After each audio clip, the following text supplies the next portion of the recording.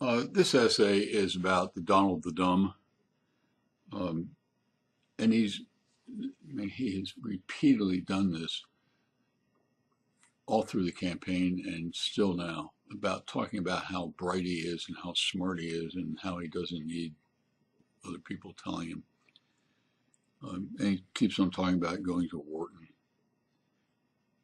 Um, I didn't go to Wharton, but I went to Mount Lebanon High School. Um, my father was transferred from South Jersey to Pittsburgh, Pennsylvania, and he wasn't able to go to college due to World War II. And therefore, when he was transferred, he wanted to get his family to the best school that they could go to so they could get a good education and then go on to college. And so we moved to a community called Mount Lebanon, which was a major hardship for me. I learned two things incorrectly. One, that I was poor because Mount Lebanon was a wealthy community and we just didn't have wealth. And two, that I felt like I was dumb.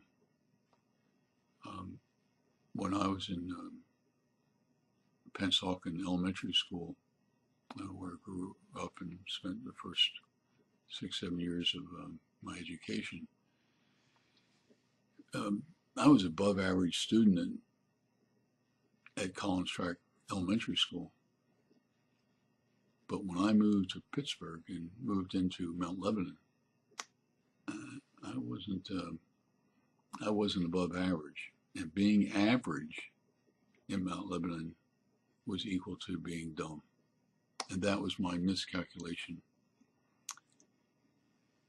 But in fact, it's the only thing that I remember from Mount Lebanon as far as what I learned in class came from English classes. And when I was at Mount Lebanon, the students all had to memorize 100 lines of poetry or prose each semester while they're in high school.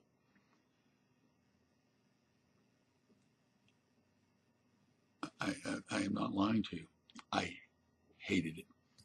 That was trying to memorize lines of poetry or prose. I absolutely hated, but today and throughout all my life, I still can remember many, many, many lines. In old days, angels came and led men away from the city of destruction. We see no white winged end. That was written by George Eliot. George Eliot was a pseudonym for Mary Ann Evans, who was a novelist in the 19th century in Victorian England. And interestingly, women were not qualified to write novels. They could write children's stories, they could raise families, but women really did not have the ability. So she uses a pen name, George Eliot, and she wrote a book called Silas Marner. Interestingly, Silas Marner is a rich old man. And he's a weaver. And he makes the money and saves it. He makes more money and saves more money. He has one purpose in life, and that is to make more money.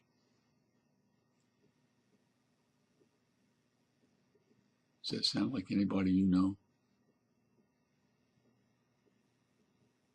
Donald the Dumb. Donald the Dumb never read Silas Marner.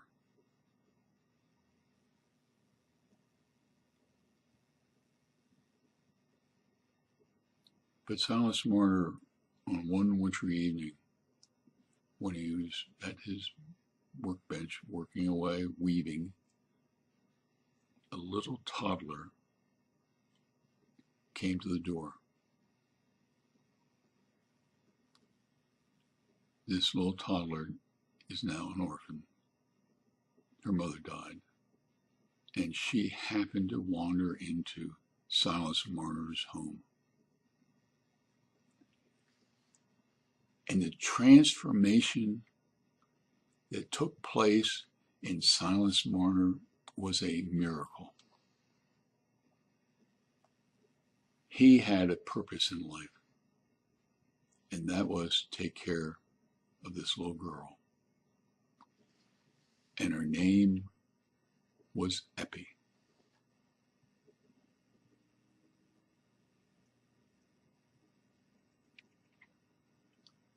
Donald the Dumb spends a great deal of time talking about his great wealth. Donald, you are poor. You are dirt poor. Yes, you have billions of dollars, but you live in poverty, the poverty of the mind, just like Silas Marner.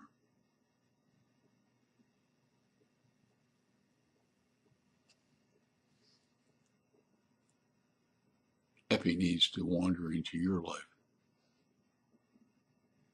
or you're doomed.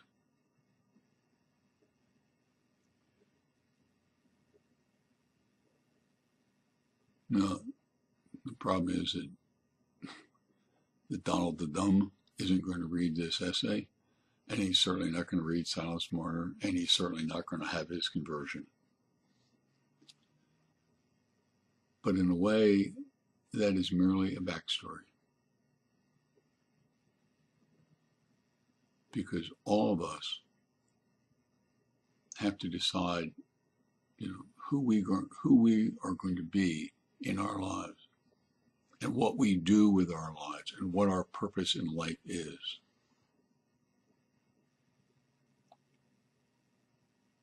Choose wisely. Take care.